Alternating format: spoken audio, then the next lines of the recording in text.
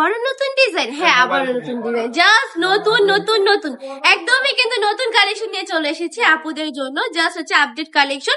আমি তো প্রথমেই বলেছিলাম যে বান্টি টপ কালেকশনে প্রতিদিনই কিন্তু অনেকগুলো করে নতুন কালেকশন আসে, 3টা থেকে 4টা নতুন কালেকশন প্রতিদিনই আপনারা পেয়ে যাবেন বান্টি টপ কালেকশনে। এইটা কিন্তু শুধুমাত্র বান্টি টপ কালেকশনের পক্ষে সম্ভব, এত নতুন নতুন কালেকশন আপনাদেরকে দেওয়ার জন্য।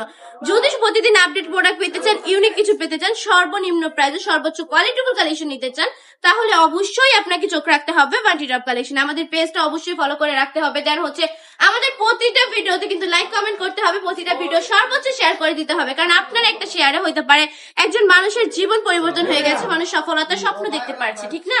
কেন বললাম এই কথাগুলো? কারণ আমি কিন্তু এখানে কাপড় বিক্রি করতে আসিনি, আমি নতুন নতুন উদ্যোক্তা তৈরি করতে এসেছি। আপনার কথা হচ্ছে আপনারা কেন বসে থাকবেন? এমনিতে অনেক ভাইয়ারা বেকার বসে আছে, দেন হচ্ছে প্লাস আপুরাও অনেকের ইচ্ছা আছে কিছু করবে, বাট হচ্ছে সাহসের কারণে পারছে না, বা পুঁজি অনেক লাগবে বলে করতে পারছে না। তাদের জন্য কিন্তু অফার দিচ্ছি আমরা। মাত্র 10টা প্রোডাক্ট নেবেন, 10টা প্রোডাক্ট নিয়েও বিজনেস করা পসিবল যদি আপনার ইচ্ছা থাকে।